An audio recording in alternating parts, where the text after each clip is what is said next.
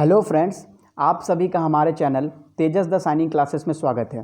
Friends, आज हम RRB NTPC और ग्रुप डी से रिलेटेड करंट अफेयर्स की सीरीज को आगे बढ़ाते हुए जनवरी 2020 के टॉप 30 मोस्ट इम्पॉर्टेंट क्वेश्चंस और उससे रिलेटेड जितने भी इम्पॉर्टेंट फैक्ट्स बन सकते हैं उसको डिस्कस करेंगे। आप इस वीडियो के पार्ट 1 और पार्ट 2 को हमारे चैनल के प्लेलिस्ट में जाकर देख सकते हैं। और अगर आप अभी तक हमारे चैनल को सब्सक्राइब नहीं किए हैं तो आप चैनल को सब्सक्राइब करें और बेल आइकन को दबाना ना भूलें, जिससे कि आने वाले वीडियोस की नोटिफिकेशन आप तक मिलती रहे। और इस वीडियो का पीडीएफ आप हमारे टेलीग्राम ग्रुप को ज्वाइन कर डाउनलोड कर सकते हैं। टेलीग्राम चैनल का लिंक वीडियो के डिस्क्रिप्शन में दिया हुआ है, तो वीडियो को लास्ट तक जरूर देखिएगा। चलिए स्टार्ट करते हैं। आज का पहला क्वेश्चन है, प्रवासी भारतीय दिवस कब मनाया गया? तो फ्रेंड्स, प्रवासी भारतीय दिवस जो है वो 9 जनवरी को मनाया गया।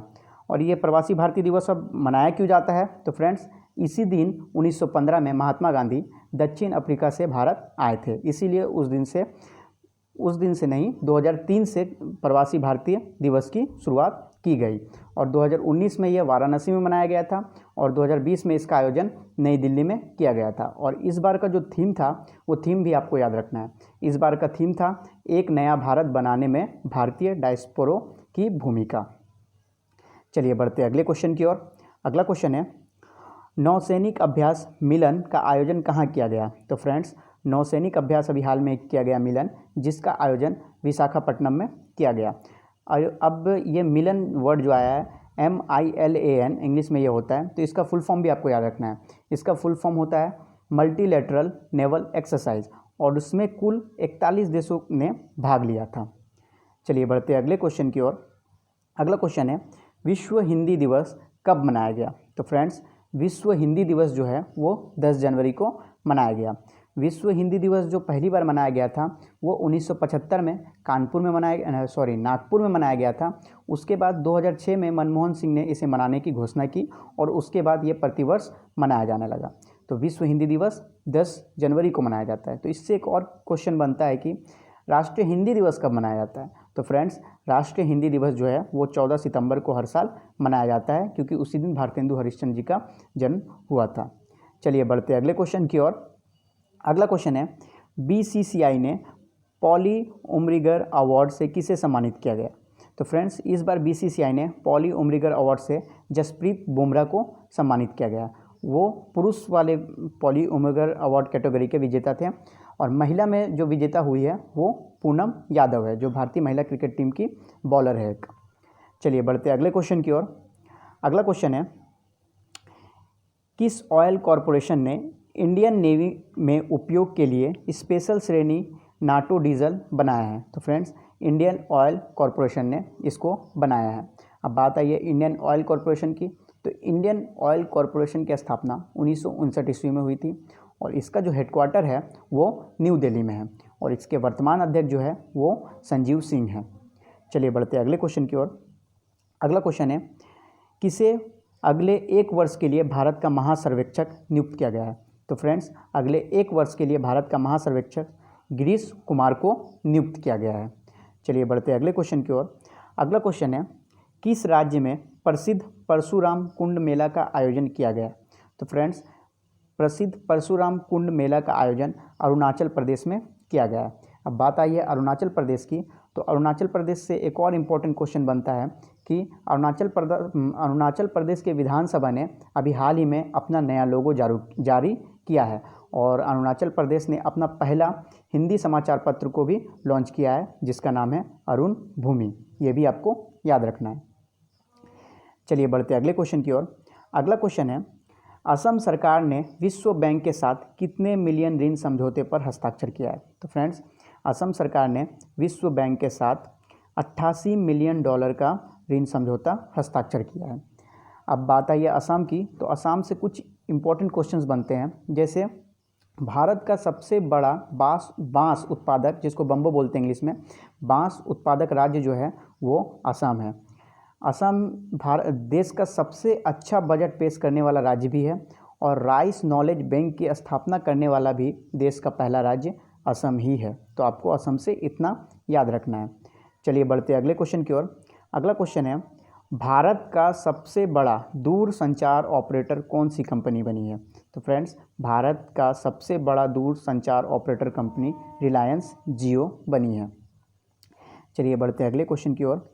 अगला क्वेश्चन है कि बापू नादकर्णी का निधन हुआ, वो कौन थे? तो बापू नादकर्णी एक प्रसिद्ध क्रिकेटर थे।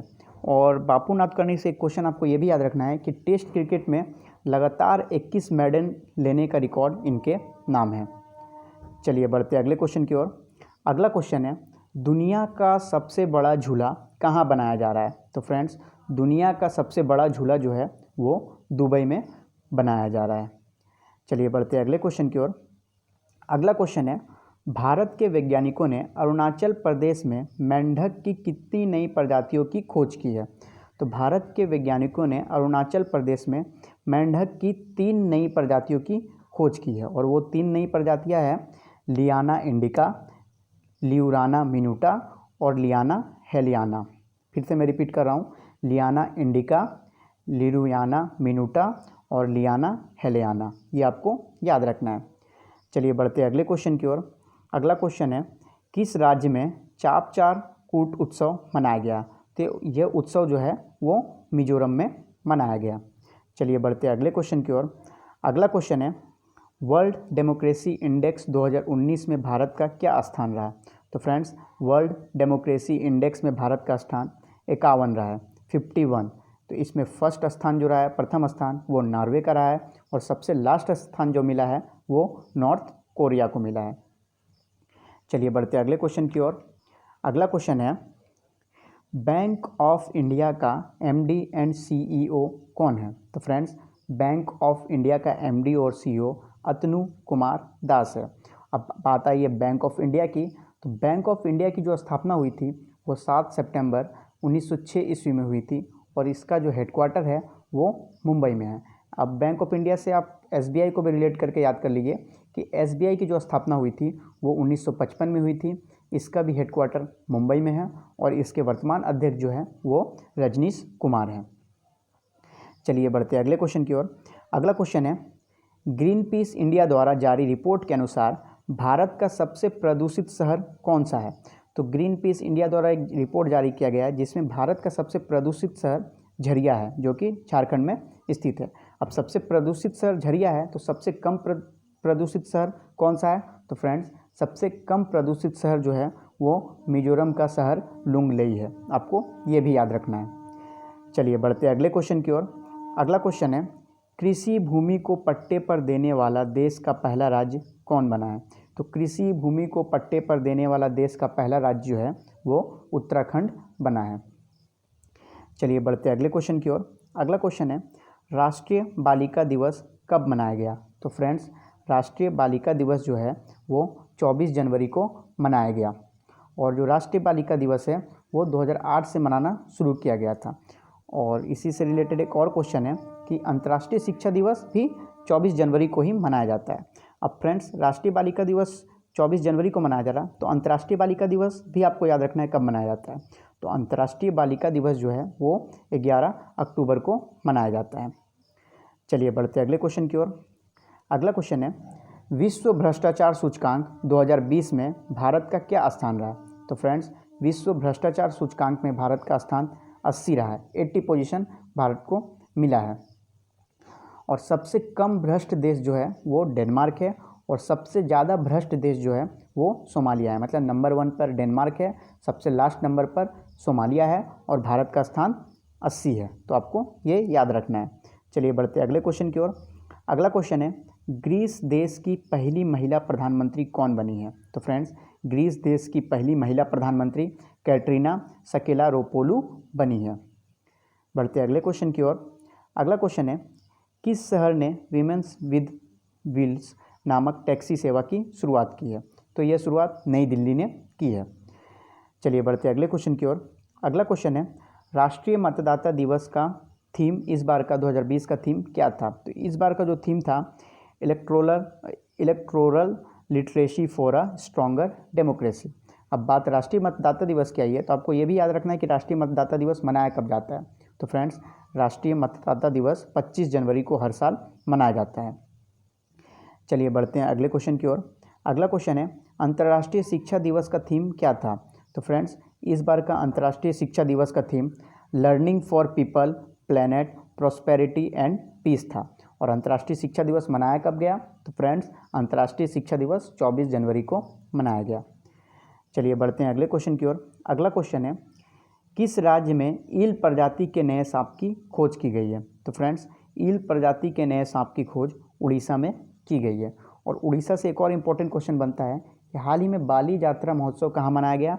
तो जो बाली यात्रा महोत्सव है वो उड़ीसा में ही मनाया गया है, तो आपको ये भी याद रखना है। चलिए बढ़ते हैं अगले क्वेश्चन की ओर। अगला क्वेश्चन है, किसे मरणोपरांत पद्म विभूषण सम्मान 2019 दिया गया? तो मरणोपरांत जॉर्ज फर्नांडिस, सुषमा स्वराज और अरुण जेटली जी को मरणोपरांत दिया गया। जॉर्ज फर्नांडिस जो थे वो 1999 में भारत के रक्षा मंत्री थे। सुषमा स्वराज हमारी वित्त मंत्री थी, सुषमा स्वराज हमारी विदेश मंत्री थी और अरुण जेटली हमारे वित्त मंत्री थे। अब बात आई है पद्म पुरस्कार की। तो पद्म पुरस्कार 2020 में पद्मश्री कुल 118 लोगों को दिया गया था, पद्म विभूषण 7 लोगों को दिया गया था और पद्म भूषण 16 लोगों को दिया गया था। तो टोटल पद्म पुरस्कार 141 मतलब 141 व्यक्तियों को दिया गया था। ये भी आपको याद रखना है। चलिए बढ़ते हैं अगले क्वेश्चन की ओर। अगला क्वेश्चन है, भारत और किस देश के बीच गंगा वोल्गा वार्ता संपन्न हुई? तो फ्रेंड्स, भारत और रूस के बीच गंगा वोल्गा वार्ता नई दिल्ली में संपन्न हुई। चलिए बढ़ते हैं अगले क्वेश्चन की ओर। अगला क्वेश्चन है, भारत का सबसे अधिक सब्जी उत्पादक राज्य कौन सा है? तो फ्रेंड्स, सबसे ज़्यादा सब्जी उत्पादन करने वाला राज्य जो है वो पश्चिम बंगाल है और सबसे ज़्यादा फल उत्पादित करने वाला राज्य जो है वो आंध्र प्रदेश है। तो ये भी आपको याद रखना है। चलिए बढ़ते हैं अगले क्वेश्चन की ओर। अगला क्वेश्चन है, किस राज्य की सरकार ने शिव भोजन योजना लॉन्च किया है? तो ये योजना जो है वो महाराष्ट्र सरकार ने लॉन्च किया है। चलिए बढ़ते हैं अगले क्वेश्चन की ओर। अगला क्वेश्चन है, किस देश ने आइंस्टाइन की छवि वाला दुनिया का सबसे छोटा सिक्का लॉन्च किया है? तो फ्रेंड्स, अभी हाल ही में स्विट्जरलैंड ने आइंस्टाइन की छवि वाला दुनिया का सबसे छोटा सोने का सिक्का को लॉन्च किया है। चलिए बढ़ते हैं अगले क्वेश्चन की ओर और ये आज के वीडियो का लास्ट क्वेश्चन, किस राज्य में देश का पहला एनिमल वार मेमोरियल खोला जाएगा? तो फ्रेंड्स, यूपी के उत्तर प्रदेश के मेरठ में अभी भारत का पहला एनिमल वार मेमोरियल खोला जाएगा। तो फ्रेंड्स, आशा करते हैं कि आपको ये वीडियो पसंद आया होगा और जल्दी मिलते हैं आपको हम अगले वीडियो में। Till then stay safe. जय हिंद।